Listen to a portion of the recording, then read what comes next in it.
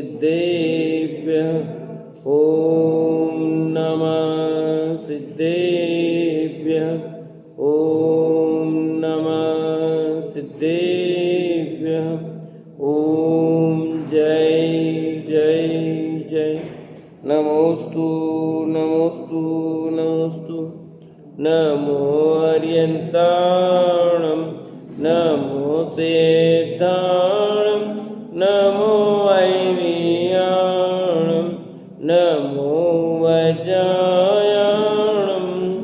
नमो लोये सवसाणं मङ्गलं भगवान् वीरो मङ्गलं गौतमो गणी मङ्गलं कुन्द कुन्दारो जैन धर्मोस्तु मङ्गलं सर्वमङ्गलं माङ्गल्यं सर्वकल्याणकारकं प्रधानं सर्वधर्माणां जैनं जयतु शासनं जैनं जयतु शासनम् अरिहन्त देव वन्दे गुरुवन्दे न गणनान्यरायो धम्मदया मे वन्दे कम्मक्खकारणं शुद्धं। बोलिए जिनवाणी मात की जय हो, बोलिए सरस्वती मात की जय हो।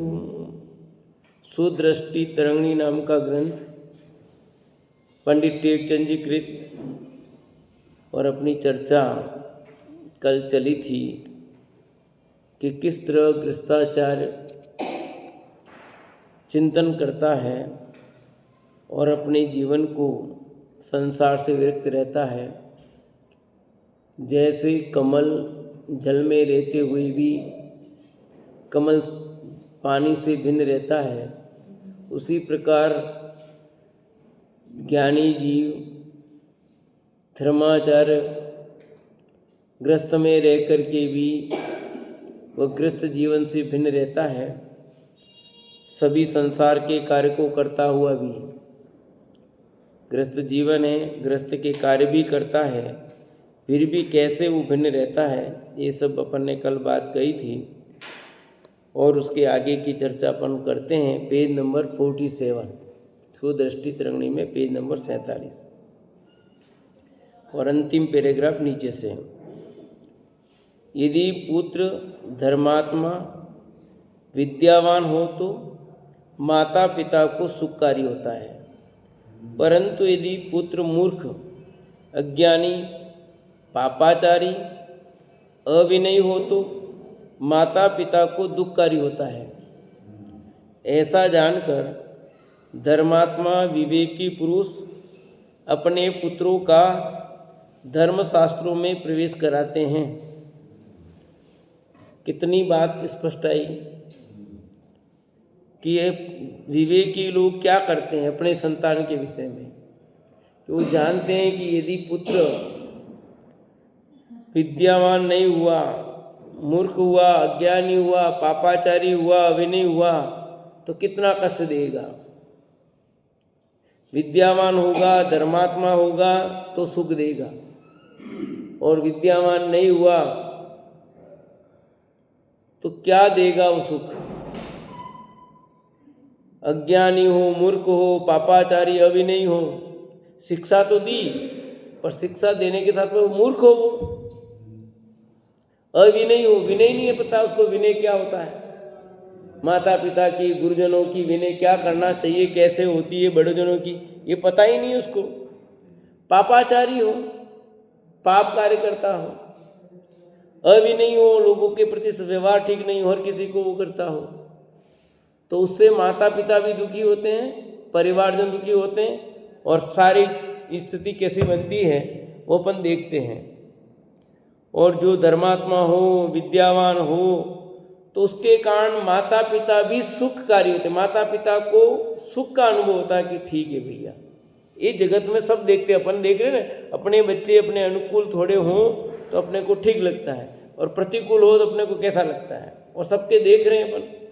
अपने पहले तो अपने घर में अपने बच्चों को देखते हैं, और जिनके क्या स्थिति है, बच्चों के पीछे माता पिता को कितना कष्ट झेलना पड़ता है, वे सब जानते हैं। लोक में बदनामी भी होती है, कई बार परिवार के रिश्ते टूट जाते हैं बाल बच्चों के कारण। टूटते कि नहीं टूटते? हाँ, रिश्ते नाते रिश्ते कितने अच्छे रिश्ते वो टूट जाते हैं, प्रेम भाव खत्म हो जाता है बच्चों के पीछे पीछे आपस में। क्यों हो जाता है?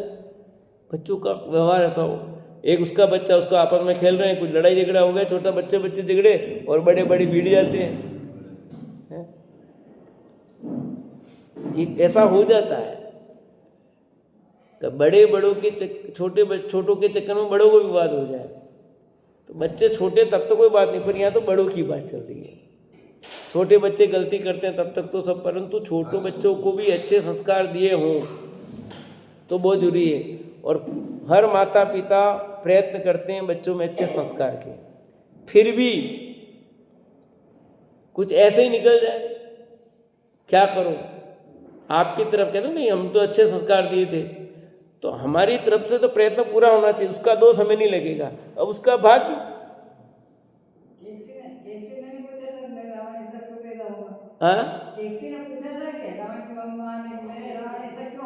हाँ, तो अब देखो वो तो स्थितियाँ क्या बनती है, तो बच्चे कई संस्कार वातावरण बहुत सारे, पर हमारी तरफ से गलती नहीं होनी चाहिए। बात यहाँ ये चल रही है, बाकी उसकी होनार जैसी होगी वो होगा, हमारे दायित्व है उसमें वो नहीं होना चाहिए। वो यहाँ पर कह रहे हैं, ऐसा जानकर धर्मात्मा विवेकी पुरुष अपने पुत्रों का धर्मशास्त्रों में प्रवेश कराते हैं। किसमें कराते हैं?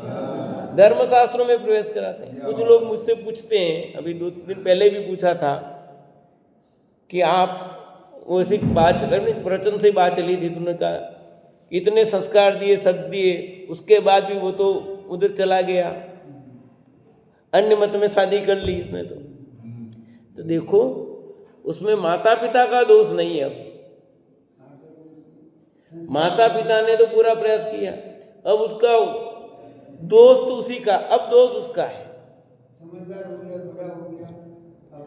तो ऐसे केस, तब मैंने कहा था कि देखो हम इतने केस, 1-2 केस हो सकते हैं ऐसे, पर ज्यादा तो अच्छे होंगे ना। हम बच्चों को संस्कारित करेंगे, अच्छे संस्कारित करेंगे, 1-2 खराब निकल जाए वो गिनती में नहीं है, पर इतने अच्छे निकले। यदि आप संस्कार नहीं देते तो ज्यादा खराब होते, चांस अच्छे होने के कम थे। ऐसा कह सकता हूं, जैसे भगवान की मूर्ति है, दादा उदाहरण भी देते हैं और ऐसे मैं भी कई बार कहता हूं कि मूर्ति को देख करके किसी को विकार उत्पन्न हुआ, भगवान की खड्गासन प्रतिमा है इतनी विशाल, उसको देखकर किसी के परिणाम खराब हो गए तो क्या करें? मूर्ति को हटा दें? वो दोष मूर्ति का है या उस व्यक्ति का है?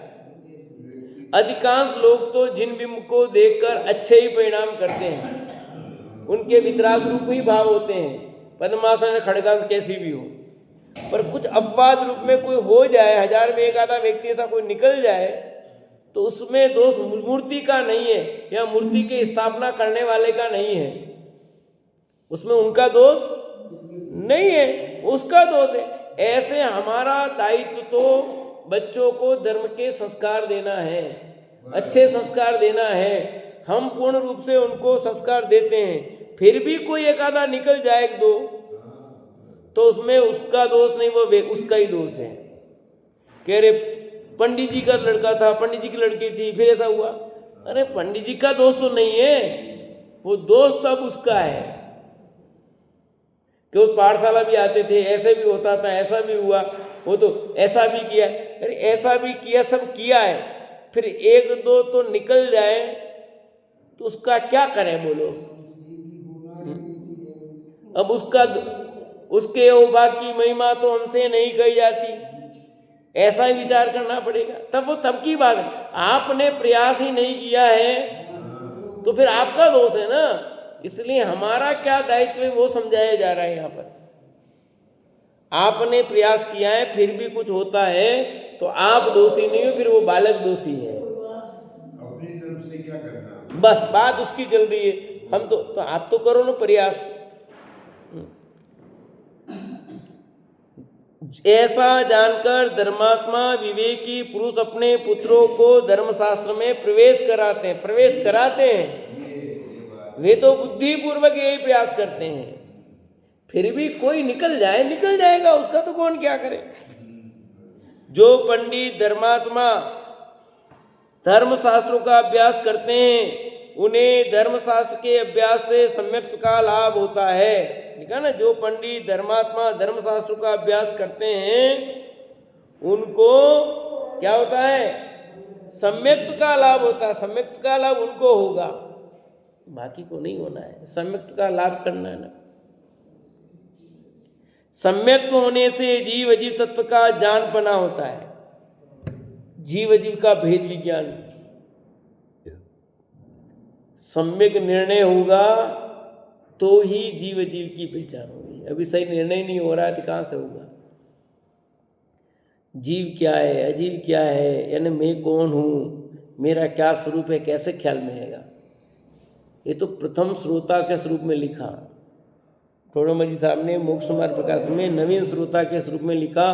उसको ऐसा विचार आता कि मैं कौन हूँ, मेरा क्या स्वरूप है, मैं दुखी हूँ तो मेरा ये चारित्र कैसे बन रहा है, मैं दुखी हूँ तो क्यों हूँ, दुख दूर करने का उपाय क्या है।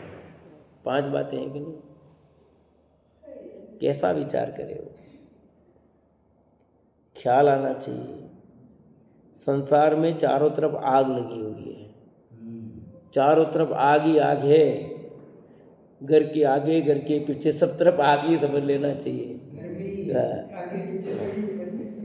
वो यही अर्थ है, सब तरफ आग है।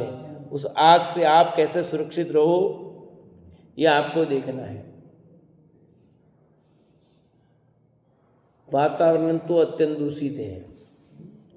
उस दूषित वातावरण में तुम जी पाओ, ऑक्सीजन लेकर के शुद्ध जी पाओ तो जियो। बाकी तुम बदल दोगे कुछ।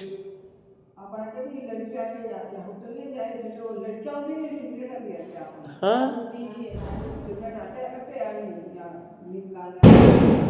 समय तो अत्यंत खराब है। लड़कियां तो लड़के नहीं पीते, लड़कियां पी रही हैं। और लड़कियां उन लड़कों को पसंद करती है, तुम भी पियो, तुम खाओ पियो। स्थितियां तो और विकट ही है। समय खराब है। ऐसे में जिनवाणी सुनना, मिलना, समझना बहुत सौभाग्यवान मान पुण्य का उदय है, साथी से पुण्य का उदय है कि अपने को ये बात सुनने को मिल रही है, समझने को मिल रही है, कुछ आ रही है। बाकी चारों तरफ आग है। भगवान महावीर का निर्वाण महोत्सव आज है और आप आकर के गोला चढ़ा दिया, उससे कुछ नहीं होना है। सब गए, आप भी आए, दौड़ते भागते आए, 5 मिनट गोला चढ़ा, सब चढ़ाए, ये निकल गए वापस हैं। खाली गोला चढ़ाने आए और गोला चढ़ा के चलाए गए। इसमें क्या है, चढ़ा दिया तो क्या, नहीं चढ़ा तो भगवान महावीर के क्या फर्क पड़ा। मैं पूछता हूँ,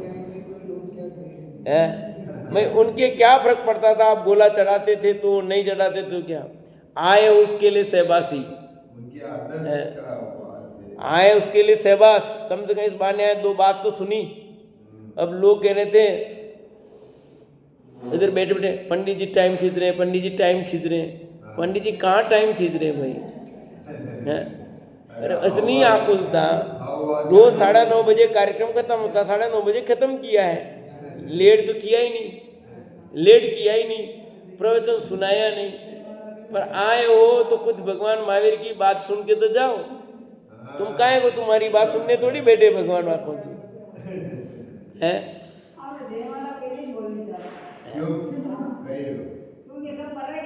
नहीं गए, बहुत कम लोग गए, नहीं के बराबर गए। पूरी संख्या थी। लास्ट शांति पाठ हुआ, उसके बाद लोग, विसर्जन पाठ हुआ उसके बाद गए, विसर्जन पाठ हुआ उसके बाद गए। और कुछ लोग जाएंगे, कुछ भी करो, जिसको जाना वो जाएगा, उसका कोई इलाज नहीं है। उसके पीछे अपना नियम नहीं बदलते। मोक्ष कल्याणकार गाएगा, उस समय चलाएंगे, जयमाला तभी बोलेंगे। तो ऐसा है। सुनो, ये जाएंगे, जिसको अपन रोक नहीं सकते, किसको, जिसकी जैसी होगी होना वैसा होगा। अपने कहने का भाव है तो अपन कह देते हैं। कहने का भाव है कहते हैं जबरन किसी को नहीं, सामूहिक रूप से जो बात कहनी है कह दी, व्यक्तिगत किसी को टोकते नहीं भी। हाँ बस आना है आ, नहीं आना है तो मत आ। और व्यक्तिगत उसी को कहते हैं जिससे अपना लगाव हो, नहीं तो उनको दूसरे को नहीं कहते हैं। लगाव नहीं है, कुछ संबंध नहीं, तो कहने से फायदा नहीं, क्योंकि वो भी सामने आए तो फिर अपने को अच्छा न लगे, तो उनसे नहीं कहना। प्रेम भाव दिखता है, प्रदर्शन होता है तो अपन कहते हैं कि भैया आओ, नहीं आओ तो कोई बात नहीं। सबसे नहीं कहते हैं, किसी से नहीं कहते हैं। ये जिनवाणी बहुत मुश्किल से सुनने को मिलती है। एक महान पुण्य का उदय हो, इतना अवसर है कि मनुष्य पर्याय मिली, जैन कुल मिला, सब अवसर मिला, और इसको ऐसे ही खो देंगे तो क्या होगा? है? अपना समय कैसे पास कर रहे हैं अपन? मैंने कहा था एक दिन उसको, मैं कि 608 जीवी मोक्ष क्यों जाते अक्षयानंद जीव में? 6 माह 8 समय 608 जीवी मोक्ष क्यों जाते? इसीलिए कि छठे बड़ी मुश्किल से निकलेंगे ऐसे। अक्षयानंद जीव राशि, अनंतानंद जीव राशि, सब करने लग जाएंगे, सब सुधर जाएंगे तो कम क्या होगा? इसलिए उतने लोगों को ही मौका मिलेगा, इतने लोगों के परिणाम इतने बढ़िया बनते जाएंगे, वो जाएंगे चढ़ते चढ़ते। टाइम लगता है किसी को, छटनी ऑटोमेटिक हो रही है, सब चले जाएंगे नहीं, सबके भाव होने नहीं है, सबका होगा ही नहीं। दुनिया इतनी है, पूरे इतना विश्व में इतने अरब हैं, उसमें 10% लोग भारत में शाकाहारी हैं। 1.5 अरब में ऐसे लगभग में 10% शाकाहारी हैं। कितने 10%? पूरे विश्व में भारत में ही सबसे ज़्यादा शाकाहारी, उसमें भारत में भी 10% शाकाहारी है। मैंने जब ये आंकड़े देखे तो मैंने कहा यार मैं तो बहुत ज़्यादा समझता था। अब 10% शाकाहारी में भी राजस्थान का अच्छा है, राजस्थान में भी 20% ही शाकाहारी है।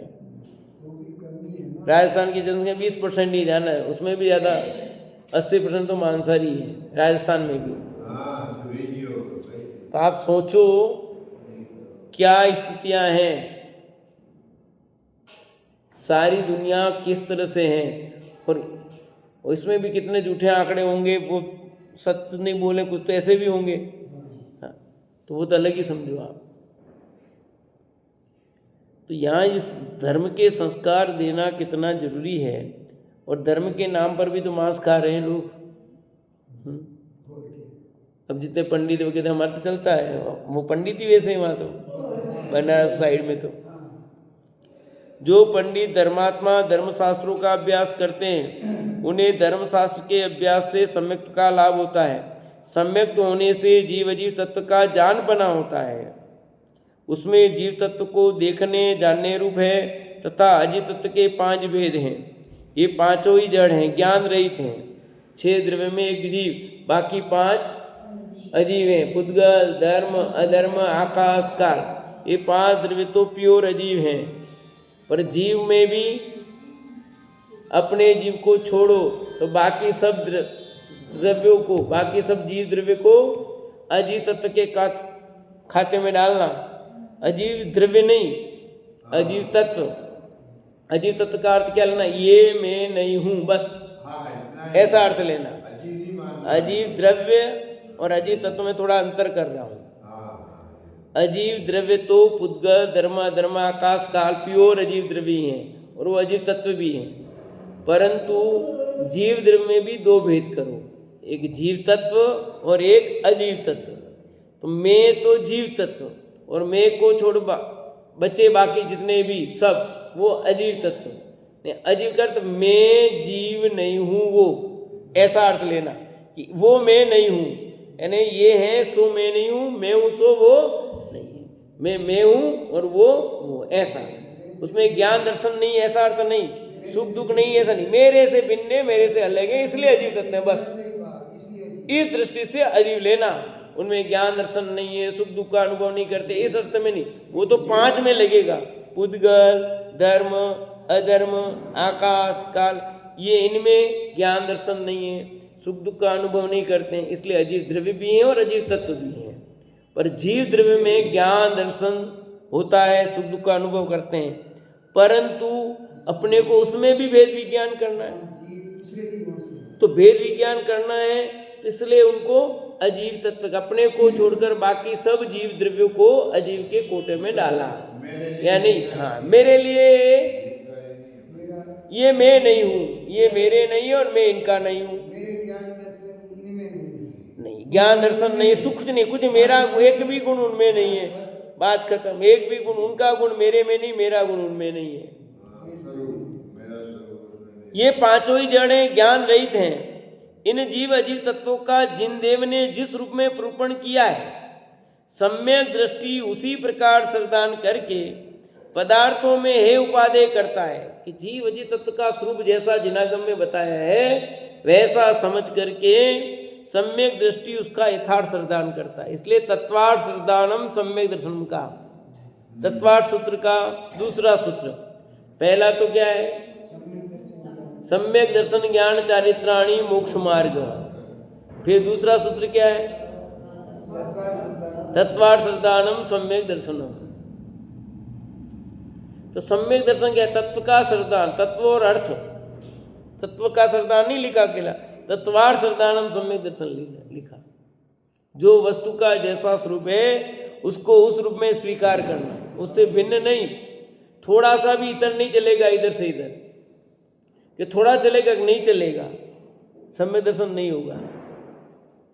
अरे मैं डालता हूँ ना सब रिकॉर्डिंग, उसमें 100 अक्षर ही हैं तो 101 तो चलेगा, नहीं चलता, नहीं लेते। 101 होने पर भी वो नहीं लेता है, उसमें 100 अक्षर का ही कोटा है तो 101 होगा, नहीं लेगा, वो रिजेक्ट कर देगा। 99 ले लेगा, 100 तक लास्ट लेगा, 100 लेगा। ये जड़ है तो भी इतना कि एक भी क्योंकि जो नियम है उस नियम के विरुद्ध नहीं होगा। पर अपने तो चलेगा। अपने तो 2 सीटर की गाड़ी है तो 3 चलेंगे, 4 सीटर की गाड़ी है तो 5 चलेंगे, 6 भी चला देंगे, 7 भी चला देंगे। वो नियम भंग करना तो सामान्य बात है अपने तो करनी पड़ेगी। तो हमने तो यहाँ 100 की कोई कैपेसिटी है, 102 105 चलेगा, वहाँ नहीं चलता। जो प्राकृतिक व्यवस्था है जिसमें सेटिंग कर रखा है बिल्कुल, उसमें नहीं चलेगा। तुम्हारे नियम नहीं चलेंगे। आपके इस मोबाइल में जितनी जीबी का है 128 जीबी का, 50 जीबी का, उस जीबी से ज़्यादा नहीं लेगा आप कि क्या फर्क पड़ गया 1 जीबी सेकेंड, नहीं, इतना ही कोटा है, खत्म। एक भी इतना सा भी एक्स्ट्रा नहीं लेता, बोलो। और हम सब गड़बड़।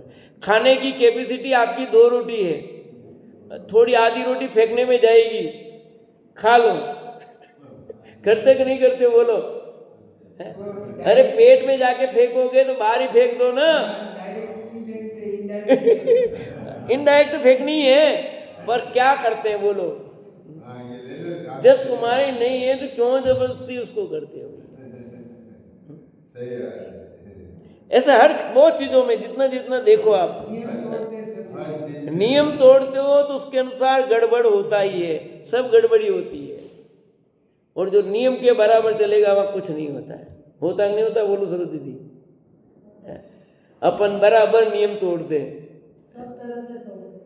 हर तरह से तोड़ते हैं, बिल्कुल हर तरह से तोड़ देते हैं। फिर कहते हैं कि एक नियम सही नहीं पाया, फिर कहते हैं कि ऐसा क्यों हुआ। अब जो भी मुझे पूछता आप कैसे क्या, तो मुझे तो एक ही उत्तर आता है कि मेरे कर्म का फल, मैंने कहीं कि अपराध किया था, मेरे अपराध का फल है और कुछ नहीं है। सच्ची बात तो यही है। कैसे लगी?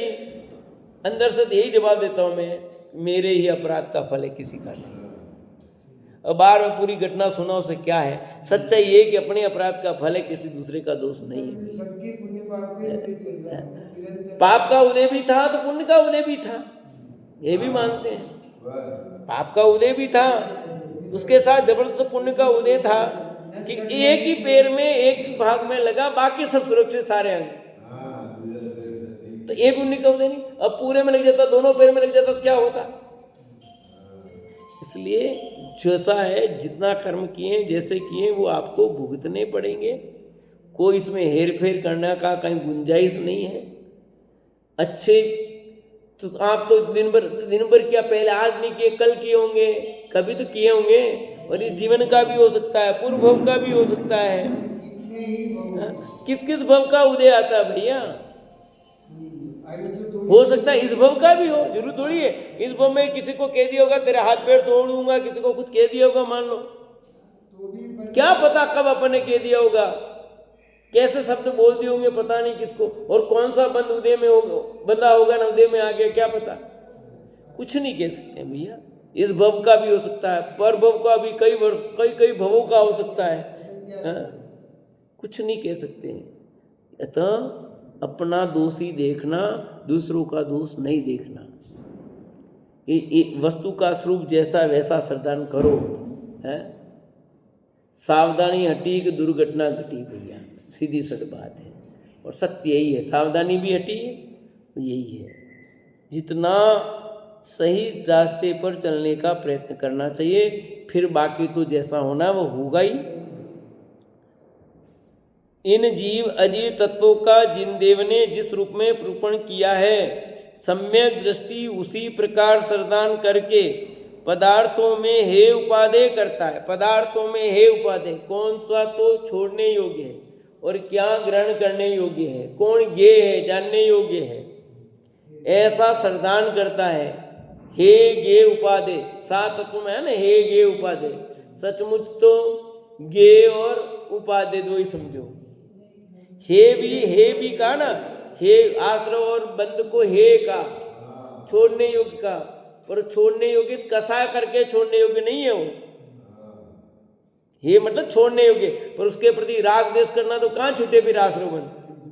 ये आश्रव तो दुखदाई है, आश्रव तो ऐसे हैं, क्या करें। अरे तू ये आश्रव का सही स्वरूप समझा तेने? उसने आश्रव का सही स्वरूप समझा? अरे शरीर तो ऐसा ही है, अपवित्र है, अपवित्र है, सूची है, सही बात है, पर इस शरीर के प्रति द्वेष करना, मैं तो मर जाऊं बस, अब ऐसा लगता है कंटाला आ गया मेरे को तो नहीं। ये हुआ आपका असुचि भावना, ये कहती है कि शरीर के प्रति मर जा। ये तो गलत निर्णय है, गलत डिसीजन है ये तो, मतलब सही डिसीजन नहीं है। ये शरीर तो अपवित्र ही है, इसको रखने से क्या मतलब, तेरे हाथ में रखना छोड़ना। अरे ये तो शरीर तो तब छूटेगा जब तू मोक्ष जाएगा, केवल ज्ञान होने पर भी नहीं छूटेगा ये तो। क्या आई बात समझे? केवल ज्ञान होने पर भी शरीर तो रहेगा, केवल ज्ञान होने के बाद जब सिद्ध बनेगा, अनंत होने के बाद जब सिद्ध बनेगा, उस काल में शरीर छूटेगा, इसके पहले छूटेगा ही नहीं। आज ही ले लो, नहीं छूटता शरीर। आज के दिन केवल ज्ञान तो हुआ उनको 42 साल में, और शरीर छूटा 72 साल में। 30 साल तक तो शरीर रहा उनके भी, तो क्या नहीं रहा भगवान महावीर के? तो शरीर आपके हाथ में नहीं छोड़ना कुछ, कि नहीं मर जाएंगे, मर जाएगा, ये शरीर छूट जाएगा, दूसरा तैयार हो। 2 शरीर तो तेरे साथ ही रहते हैं। ये शरीर औदारिक शरीर, पर तेजस और कारमान शरीर तो विग्रह गति में भी साथ में ही है? वो तो छूटेंगे ही नहीं। और ये शरीर भी आपके कितने समय के लिए?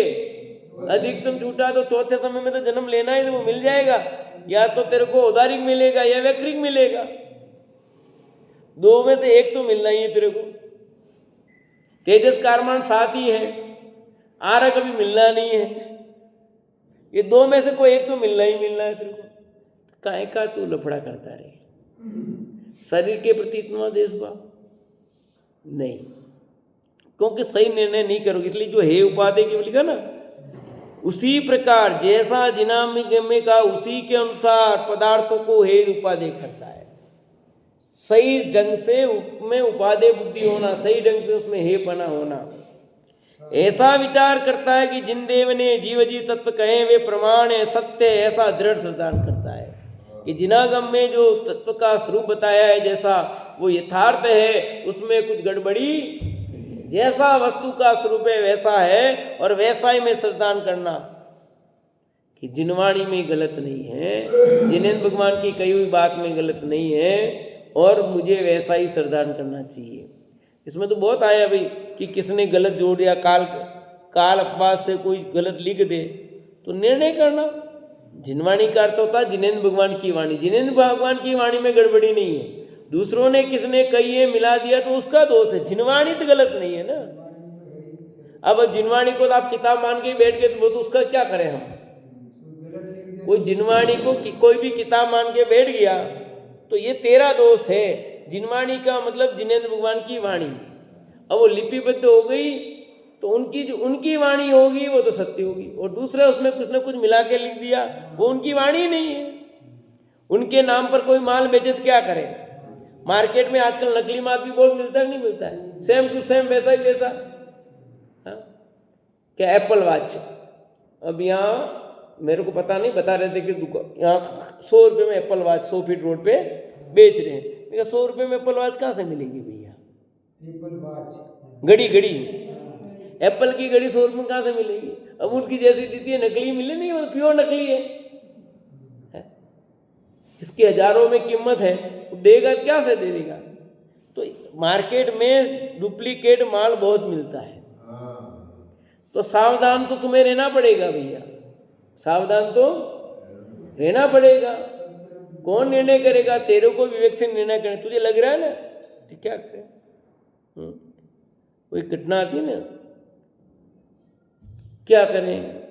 कोई शिकारी आए तो उड़ जाना, तो चिड़िया माँ से पूछती है कि कोई जेब में से लेके आ गया छुपा करके पत्थर, तो बस अब हो गया, तू इतने समझदार होगी तो तुम्हें पत्थर ला सकता है, तो उड़ जाना। कोई ऐसी चोरी भी करे, मान लो गड़बड़ करे, तो तू समझदार है ना, तेरे को ऐसा कर सकता है कोई, तो विवेक रखना भैया कि गड़बड़ी कहाँ हो सकती है। परीक्षा में ड्यूटी लगती है तो बच्चे कहाँ नकल ला सकते हैं। कहते कहीं पूछते हैं कि यहाँ नकल ले, यहाँ नकल लाए तो निकालना, तुमको जब निकाले तब पकड़ लेना। कहाँ लाते हैं? अब कान में लाने वाले अब कोशिश करते हैं पकड़ने की, फिर भी नहीं आए पकड़ में, वो अलग बात है। ऐसे यहाँ तो हमें अच्छी तरह से परीक्षा करके निर्णय करना है। जिनेंद्र भगवान की वाणी का यथार्थ निर्णय करना है, और जो यथार्थ निर्णय करेगा उसको ही सम्यक दर्शन होगा, बाकी किसी को नहीं होगा। दर्शन मोनी की 3, अनंतानुबंधी की 4, इन 7 प्रकृतियों का उपशम 6 होने पर प्रकट हुआ। जीव अजीव तत्वों का, आत्मा का, अन्य जीवों का यथावत गुण पर्याय सहित आत्मानुभव पूर्वक पृथक पृथक जानकारी युक्त शुभ ज्ञान सम्यक्त्व है। देखो क्या लिखा, और खोलते जा रहे थे कि दर्शन मोनी की 3 प्रगतियां और अनंतानुबंधी की 4 प्रगतियां। दर्शन मोनी की 3 प्रगतियां कौन सी है पता सरोज जी? मिथ्यात्व, सम्यक्त्व और मिथ्यात्व सम्यक्त्व, मिश्र प्रगति, 3 तो ये होगी। अनंतानुबंधी के क्रोध मान माया लोभ, ऐसी 7 प्रगतियों का उपशम। पहली बार होगा तो 5 प्रगति, क्योंकि दर्शन मोनी के जब तक सम्यक तो नहीं होता एक बार, तो 3 फाड़ नहीं होते हैं, वो अकेली रहती है। जब सम्यक तो हो जाए तब उसके 3 टुकड़े हो जाते हैं। तो प्रथम बार हो तो 5 और बाद में हो तो 7, यहाँ कॉमन 7 ही लिखा है। 7 प्रगतियों का उपशम या 6 होने पर प्रकट हुआ जीव अजीव तत्वों का, आत्मा का, अन्य जीवों का यथावत गुण पर्याय सहित आत्मानुभव पूर्वक पृथक पृथक जानकारी युक्त शुभ ज्ञान सम्यक्त्व है कि सबका, आत्मा का, अन्य जीवों का जैसा गुण पर्याय जैसा स्वरूप है वैसा भिन्न भिन्न जानना। आत्मानुभव पूर्वक लिखा है, इस पर शब्द है। अब कहते चौथे गुण स्थान में आत्मानुभव नहीं होता है, क्लियर लिख दिया देखो। लेकिन आत्मानुभव पूर्वक पृथक पृथक भिन्न भिन्न जानकारी युक्त तो शुभ ज्ञान है, उसका नाम सम्यक्त्व है। यथार्थ निर्णय होना आत्मानुभव पूर्वक लिखा है कि जीव अजीव का स्वरूप कैसा होना चाहिए कि जैसा वैसा। 7 प्रकृति का उपशम होना या उनका क्षय होने पर जीव और वस्तु स्वरूप का सबका यथार्थ निर्णय हो जाए, सच्चा श्रद्धान हो जाए, उसका नाम सम्यक्त्व। यानी शुभ ज्ञान जो है वो ज्ञान ही, पहले ज्ञान सच्चा होता है फिर श्रद्धान होता है, और जब श्रद्धान सच्चा हो जाता है तो ज्ञान भी सम्यक नाम आता है। से चर्चा आगे चलेगी समय।